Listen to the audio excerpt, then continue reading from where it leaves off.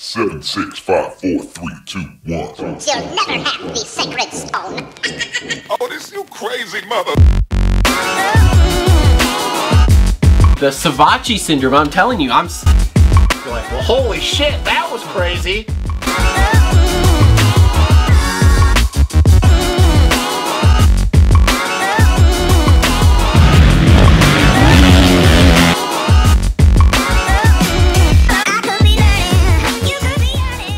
What is up, everybody? Welcome to another episode of the Moto Aftermath Show presented by TLR Coatings. Make sure to visit them for all your powder coating needs at tlrcoatings.com. We are back in studio here, wrapping up round 11? 11. God, we're 11 deep already. Believe it? I know, right? Yep. Outdoors will be pretty soon. Yes, we'll have to do that show soon, too. So anyway, wrapping up round 11 from St. Louis. All in all, kind of an uneventful evening, I would say. There were a couple things, and we'll get into that here, but pretty uneventful. First off, mundane paperwork stuff. Thank you, everyone who is subscribing, but we need more. Share it with your friends. Get them to subscribe. Hit that thumbs up button. Comment. We need interactions. We need subscribers. We need views. We need all of it. Just make it happen, all right? So make sure to smash that button down below. Also, follow us on Facebook at Moto Aftermath Show. Doing a Thursday preview show. I'm pretty much flying solo. We're just, with our work schedules, we're running into scheduling conflicts. So it's pretty easy for me to find 10 minutes since I work from my house to get up and do a quick show for you guys. And maybe as we go forward, if we can work it out, we'll get Justin in studio too. Maybe things will change for outdoors. Yeah, maybe. We'll see. I don't know. We'll see. We're busy guys, all right? This isn't our only job. So anyway. You get paid? Yeah. I get paid. I bought this light set with the payment, and that was the one and only, so we're done. So anyway, yeah, make sure to follow us on Facebook. You can follow me on Instagram at Travis Ridenauer. I know I've seen some of you guys pop up on there. Shout out to, God, I can't remember his name. It's weird on Instagram. The dude that bought the shirt. Awesome on ya. We'll see you at Redbud for Destinations. Also, if you want to support the show monetary-wise, you can click the Amazon links in the description below. We get a small slice of that, and I just link some random stuff like some Emic lock-on grips, the microphone we use, that kind of stuff. You don't have to buy those. You can go into the link. It'll take you to Amazon, and then you buy whatever else, and we get a small slice of that. You can support us on Patreon at the Moto Aftermath Show, and I'll send you cool stuff. No one's done anything with that yet. I'm still waiting, but I have some cool stuff to send you. It's a surprise. I don't even know it. It's a surprise for everyone. And then the last thing, if you do want to buy a t-shirt and support us like the dude on Instagram who we're going to meet at Destinations, teespring.com. I will link that down below in the description. You can go on there, buy a t-shirt. We get a small slice of that. Will help us get to Destinations. Do it. And outdoor races. And maybe pay him. I'm just kidding. I don't get paid either. So anyway, St. Louis track, best dirt of the year. You didn't like the track. I could just do this the whole entire episode. All right. Well, I hated that track, dude. I hated it. Okay, what was wrong with it? Everything. One line, dude. Everybody was hucking the fast line after the first session other than the quad into the corner. He's not wrong. I mean, what? The only variation, and I'm a little bit surprised more people didn't do it, and they were doing it in the first session. A lot of the B guys were doing it. After you come across the start, going 2, 3, and then 3 and onto the table, and then doubling off and then into the corner. Problem is from the top of the lip of the table into that second lip, which it could be a kind of a step up, whatever you want to call it. There was really no lip there. It was just kind of a small bump. There was such a small transition. It was really easy to land front wheel on top, upset the bike and stuff. But other than that, I didn't like it. I mean, everybody in the 450s through the heat races were going 3-3-3. The whoops were small. Everybody was quadding into the corner. And it was just, I mean, the only difference was Eli and the 3-5-3 after you came back across the start was the only one really going 3 over, where a lot of guys were going double and then soaking up that single or launching into the corner or wheel tap. I mean, dude, I hated it. It wasn't as bad as the goat trail that was considered A2. Yeah. But I was a little disappointed with how good that dirt is. I thought that they would be a little bit more creative, and they just got content, and they said to hell with it. And another thing I didn't like, and I'm really sick and tired of them doing this, and specifically the double-double before the triple. Yep. How lipped out the faces were but how small the actual jump is. Like, you can't push into it. You can't even soak it up because you're not carrying a lot of momentum. And it's not a huge jump. But like I said, you're not carrying a lot of momentum. And if you push it in a little bit too deep, you're going to launch into the face because of how lipped out it is. And it's just like you just slam into the face and then it gets G'd out. And I hated it. I hated that track. The whole entire time I'm watching and practicing, I'm like, dude, this is literally going to be a shit show. I hated it. I was so disappointed. We had done great. I mean, Daytona is Daytona, but it was one of the best we've seen in a while. We did great for, what, 4 rounds maybe? Yeah. Coming from the West Coast. And then we get here and I'm like, And everybody was amped up for it. They're like, dude, you're right. The best dirt, maybe next to Indy next weekend, the best dirt of the year. And I then would say it is the best dirt because Indy breaks down a lot more. Yeah, well, last year, though, it didn't get as bad as it was in years. I know it was soft, but the tackiness, at least in the beginning of the night. Yes, you're right. It hits concrete by the end of the night. And then I'm like, oh, wow, here we go again. Like, it was terrible. Another one positive, though. I did like the split start. As we talked about, it was even all the way across. You could get an outside gate, inside gate, and you still had the same equal opportunity getting to the first corner as opposed to some of the other ones where you don't have that opportunity. So I did really enjoy that aspect of it. But, yeah, you're right. The rest of the track was really I mean, 27 laps in the 450 main. Come on, dude. 27 laps. Like, well, dude, they were going 46-second qualifying times. I knew it was going to be a lot. That's just ridiculous. I'm sorry. I don't normally get on the track crew because they're trying to do their best. They're trying to make for great racing, but they're also trying to be on the safe side, especially with how gnarly these bikes, and we'll not get into that, but we talk about it every week. And I watched it, and I was even looking at the track map, and I'm going, I don't see a lot of variations before even this weekend. I'm looking, and I'm going, there's nothing here I could see. And then you thinking, oh, hey, the quad in the corner. Now, if this was 5 years ago, that would have been like 2-3 people doing that. But when everybody in the 250 class is hucking it, preloading and getting over, you're like, okay, like something needs to change. But what else? They can't do anything else. Yeah. The bikes are too good nowadays. So. Yep. So, all right, let's get off this negativity of the track. Let's get on to the race itself.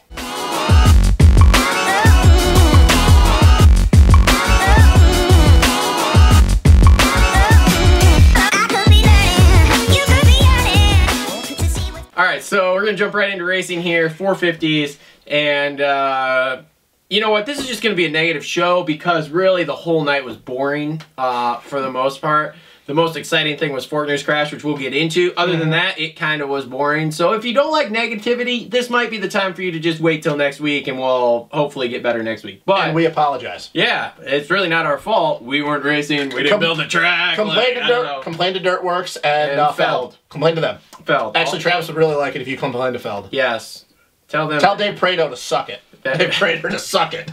Tell them I need a press pass because yeah. Anyway, so the 450s, man, there's not a lot to cover here. The podium was no shocker. You had Tomac, Anderson, Marv, and Tomac just ran away with it. I mean, a second and a half in 2 straightaways. Now, are we in agreement, and we talked about it a little bit, that it was one of those situations where Eli has nothing to lose at this point. He just wants to win. Yep. Ando's in protect mode. Yep. And if Eli gets a start, Ando is not willing to push the pace that hard at the beginning. Oh, yeah. Not saying Anderson would have won anyways, no. but... Oh, no. He said, I know you haven't watched the press conference yet, he said there was no way I was catching him. But let's be real. If he would have tried to at least pace Eli at the beginning, it wouldn't have been that much. He wouldn't have won no matter what. But I don't think it would have been 20 seconds. I think Anderson just said, yeah, no. There's no point. No, he, like I said, in the press conference, he straight up said, he's like, dude, there was no way I was catching Tomac, and he was gnarly all night, and I didn't want to push that hard. It's pointless for him. Yep. He's got no reason to. Yeah, I understand his pride, and I commend him for that.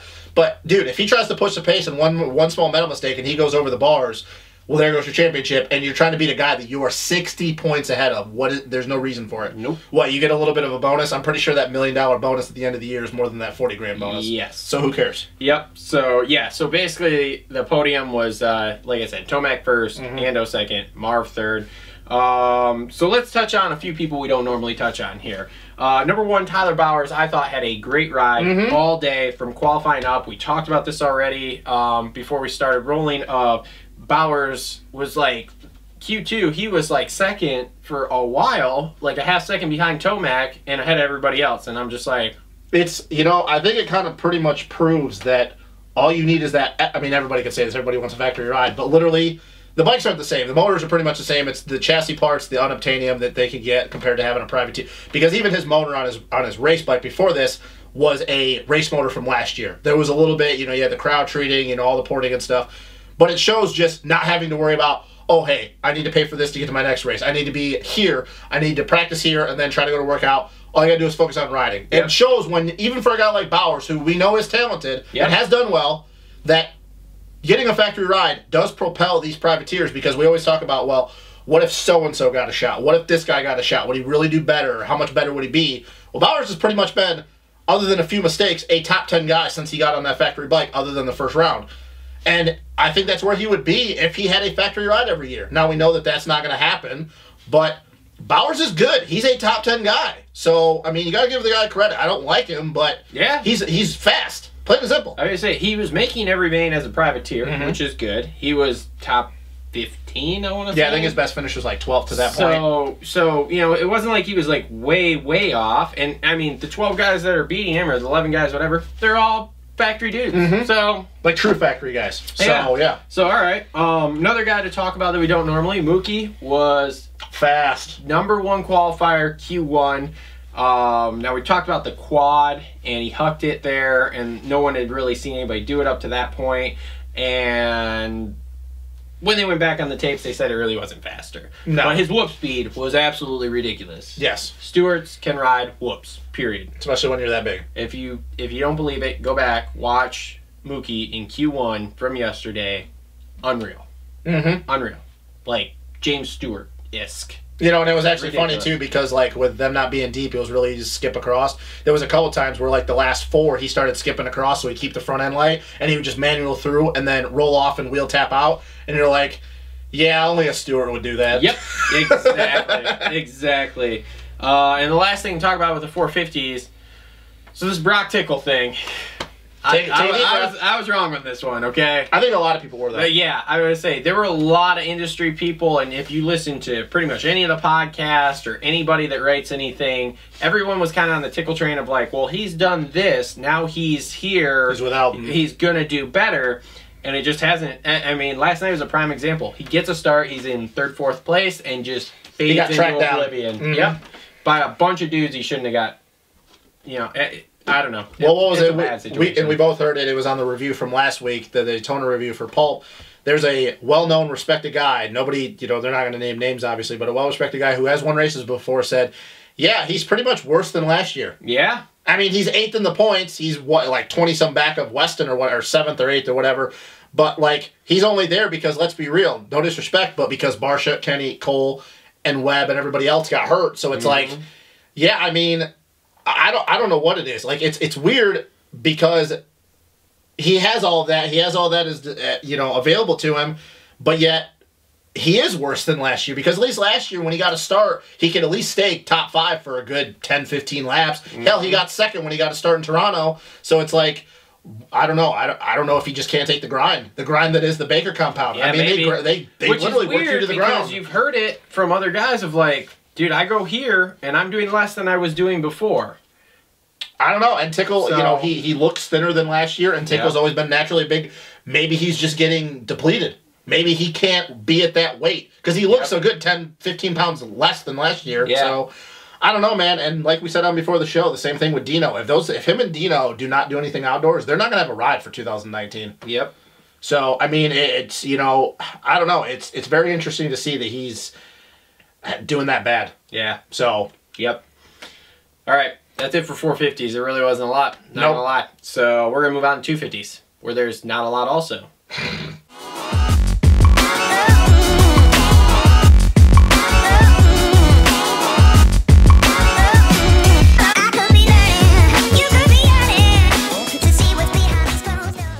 You want to just wait till next week? We'll just talk about next week after, you know, like we'll just call it a show here and just... Yeah, I don't know if people would be happy about that. Osborne won, Marty crashed out, Fortner crashed. All right, that's it. We'll see you guys next week. Thanks. Oh, no, we're going to elaborate a little bit. All right, great. Okay. Okay, so 250s. Well, let's start with the big stuff. Obviously, Martin Davalos crashed out. Yeah, it's pretty much... Shocker. Yeah, they just need to sit him down. Yeah. He's riding with no MCL, vertebrae was broken in his back. Yeah, he might as well just, like, say I'm done and get ready for outdoors. You know, maybe just retire. No. Call it a career. Why, man? Dude, he's only 30. I know. He's only 30. Or 30 or 31. He's only older than 90% of the guys in the 450 class. It's fine. I mean, Zach Osborne is too. It's totally fine. It's totally fine. Zach Osborne is too. Yeah, well, we'll get into that later. That's another story. So anyway, Jeremy Martin's gaining momentum here. He is. He rode good. Yeah, he got a little bit of a gift when Austin went down, but I mean, he was going to have third locked up no matter what because of Jordan's issues and stuff with bad starts. And I mean, he's, yeah, you'll say, who's to know what would have happened if Frenchie would have been there and stuff. But I mean, other than Frenchie, like, he has Hampshire and Nichols covered. So it's like, he's slowly working up there. I mean, he's probably going to get fourth in the points because I think even Smith's a little bit too far out at this point. But, I mean, he's riding good. He's finishing, which is better than last year. Yep. So. And then Kyle Peters. We were completely wrong. We were way wrong. We were way wrong. Kyle Peters, I know you don't watch the show, but I completely apologize. That was I'm not going to apologize because it was my opinion and I'm allowed to it, but we were freaking wrong. Yeah. Kyle Peters has put in a couple of really solid rides the last couple of weeks here, and last night he was better than either of us thought I think he would be, period. And he was feeling it, especially like I said in that heat race. I know he ripped the start and he had a clean track and stuff, but even when Zacho closed the gap, I'm sitting there thinking, I go, well, Zacho showed him a wheel a couple times. Peters really has no point, to really race him. He's going to let him go. And no, man, he raced him all the way down to the, that first rhythm section. And I honestly believe had he got the quad, I don't say he wins it, but he's definitely probably half a bike length at the finish. Because, I mean, he paced Zacho for 2-3 laps. So, I mean, I was a little surprised. So, yeah, he's, I don't know if I'd call it the Cinderella story because he's done well before, but he's definitely the biggest surprise of the year in the 250 class. Yep. So, and then obviously the two big ones for last night here, we've got the Faulkner Osborne saga is continuing. Were you standing up cheering when they started 1-2, going, yes, we're gonna get to see it? And then all of a sudden Faulkner just commits and hits the quad, and I'm like, oh, okay, well, Yeah, and Faulkner quads out, and then I'm like, oh god, there he goes. And then it was like a second and a half, and I was watching the show, but I kept like keeping an eye on the scoreboard ticker, and I kept seeing it like dwindle down. It was like 1-5, 1-1, 0.9, and I was like, ooh, we're getting close. Like, this is good. We're going to have a battle. And then, of course, Zach pulls up on him. There was kind of a lapper in the way. And next thing you know, Austin is head over heels and elbows over assholes and everything else in between, upside down. And Zach's 5 seconds ahead. So we didn't get the battle. But isn't that how it always works? We get these 1-2 guys that don't really like each other, and we think, oh, we're going to get a battle. And then all of a sudden, one of them crashes. Yeah, and that, and we kind of, jabbed at it on the group text last night and stuff, but I completely disagree with what Ralph and Jeff said. That had nothing to do with pressure. He had literally only been pressured for a half a lap. He had just set the fastest lap time, and that Dragon's back, like I said, he just didn't land front wheel flat. He landed straight into the face, and he G'd out and went over the bars. Red Ink's heavy, bro. Yeah, see, I don't agree with that. Drags that front number plate down hard. I don't agree with that because Faulkner wasn't expected to be in this position this year. He got nervous. Got nervous? No, I don't. See, and that's where I don't agree because, like, with last year with Savacci, you could have said yes because Savacci had been in that position. This is really Faulkner's first full year because he got hurt the last 3 rounds last year. He broke his wrist in preseason testing.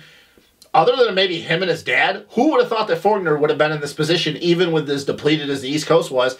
I don't think it had anything to do with it. It was a racing mistake. A lot of people got loose on that Dragon's back.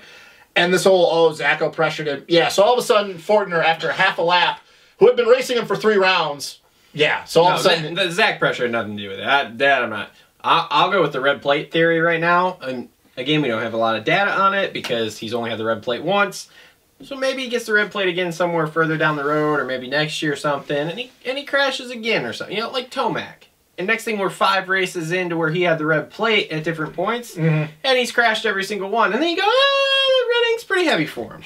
Maybe. I mean, I don't see it that way because, like I said, he wasn't expected. Now, if somebody came in and said, oh, yeah, Faulkner's going to win this championship, then he has the weight of the world on his shoulders and he actually has to start thinking about it. But I think for him, 19 years old, he's still new to this. He's only been pro for 2.5 years. He's weighing it, dude. He's literally just going out and racing. He's not dealing with all the politics in his head. His sole mission is to just win races. And bang chicks. I don't know about all that. But, I don't know, man. Did you see AC's vlog? I don't really care. He is doing, he has 2 things on his mind. Winning races and smashing pussy. Yeah, well. And he is doing both right now. Yeah, okay, well, he is a... Did you see his hair? Fucking blonde hair, don't care, dude. He's a goofy looking bastard. He's out there just... But anyways, back to the racing. Jurassic Park. You know, you gotta... This is still a family show? You gotta... No, it's not! It hasn't been a family show since we started it. Hey, man, I've toned down on the swearing, so... We have toned down on the swearing. That's why I'm just using this signal. Everybody knows what it means out there who's supposed to know what it means, okay? Can we get back to the racing? Dude, my boy won. We got an 8-point lead going into Indy. Oh, we have an 8-point lead. Yeah, we. Oh, you know, this is like Mathis and Weege and all them. Like we are the Zach Osborne. So if Sabachi wins the West Coast Championship, can I say we won the championship? I mean, you could say that, but we both know that that is never going to happen. He's 4 points down, dude. You keep saying this. Don't worry. He's going to find a way to screw it up. Like Aaron Plessinger's been so consistent? He's going to find a way to screw it up. You think that. You keep thinking that. But all I'm saying is if he wins the championship... With 2 corners to go in Vegas, he's going to be ahead of Plessinger by a point. Plessinger's going to come in. Osborne status. Boom. Win the title. Joey's crying again. Kawasaki's bitching at the AMA. It's a whole fiasco, but they'll never take the title away. I don't think Joey was ever crying. I think your boy was the one who was crying. He won a title. He was happy. He's elated. Yeah, but Joey never cried. If I win a Supercross title, I'm going to ball on TV. Anyways, just keep thinking that. But anyways. So we have an 8-point lead going into Indy, which is good because that gives us a little leeway here. If something gets a little wild, you never know. We'll cover that on the Thursday show. But all I got to say is you kind of got to hand it to him, though. Here we go. He got it handed to him. He got it handed to him, If that red ink wasn't so heavy on that green bike, he got it handed to him. He wouldn't have got it handed to him. Did he pass him straight up? He would have just punted him off. Yeah. No, he didn't even touch him. He didn't pass him. He didn't even touch him. If somebody goes down in front of you and you don't pass him to that point, that's not his fault. He didn't make him crash. He didn't even touch him. I'm just saying. He didn't even have to get in there and pull out the big bad wolf car. Yeah, because Forgner hasn't hit him harder than Zacho's hit him all season. Dude, all I'm saying is we have an 8-point lead going into the next round. Yeah, you're gonna need that 8-point lead. It's great. You're gonna need that 8-point lead because shit's about to get wild coming. I know, for Indy. So speaking of Indy, let's roll and wrap this up here. Picks for Indy. For top 3, I don't know, man. It's crazy to pick that. But you know what? I think with all this talk that we've been talking about with which coast is faster, which one is better, I think that those West boys are going to be so fired up. I think it's a West Coast sweep. I think Sabachi gets 3rd. I think Hill gets 2nd, and AP gets back to his winning ways. Especially at Indy. If the dirt is as soft as a bed, even if it isn't, I still think AP wins. But I think if it's rutted like it has been other than last year, there's nobody on the East Coast that can beat him. And obviously he's proven that there's nobody on the West Coast that can beat him in the ruts. I mean, look at Oakland. So wait, who did you have? I had Sabachi in 3rd, Hill 2nd, and AP 1st. I think Hill is still going to be, those toes are going to be bothering him a little bit. More of a nuisance than anything. All right. So mine for 250, I got AC's winning. Oh, okay. All right. Plessinger is in 2nd because we know he's really good at Indy. Hasn't he won the last 2 years there? Well, he raced West Coast last year. He won it the year before that. Yeah, okay. And then, got my boy Zach in 3rd. How's that for politically correct? Because I didn't even put my boy winning.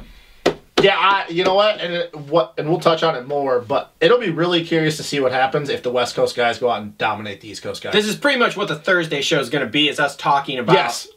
We've decided in our breaks here in between filming, we've decided that we're going to film the Thursday show together this week. We're going to make it happen because we need to talk about the shootout, but we don't want to do it in this show because it's a preview thing. So anyway, so you tune in Thursday to the preview show. I don't know what time Thursday. Schedules are a little funky. But at some point Thursday, I will post it on the Facebook page, so make sure you follow us on Facebook. But anyway, 450 winner pick. We don't need podium. Just give me a winner. Just give me a winner. Who's winning? God. You know what? At this point, as much as I hate to say it, I'll just go with Tomac. Because I think at this point, Anderson just doesn't even care. Good call. Yeah, I don't think he cares. No, Anderson's not winning a race probably the rest of the year because he doesn't need to. He's good. If anybody pressures him at all, if he doesn't pull a start and yard everyone in the first 2 laps. Kind of like he did in the heat race for a little bit. Yeah, he's just going to go, nope, I'm good. I'm good. Yeah. I'm going to win the title. That's it. That's what he's going to do. Or, you know, maybe Eli wins or, you know, maybe he hits the ground. I don't know. There's like a 50-50 shot. We're not really sure. Because we're still trying to figure out that's his 5th win if he can get to those 10 wins and beat last year's mark or whatever it is. So, I mean, you know, who knows? Maybe he gets to the 9th win. That was his 5th win, so we got to win 5 more in 6 races? Yeah. Oof. Oof. Yeah. That's why I said, remember we had this conversation? Oof. That's going to be rough. Yeah, and I don't think he makes Maybe it he'll up. get close, bunch everybody up in the, I mean, not bunch everybody up. Maybe everybody will get close to him in the Vegas round, and it'll be wild. But I don't think he makes it through Seattle without crashing. I don't know. I think at this point you could pretty much say that unless something ridiculous happens, Eli's probably going to win the rest. Because what's the point? I mean, Anderson doesn't need to race him.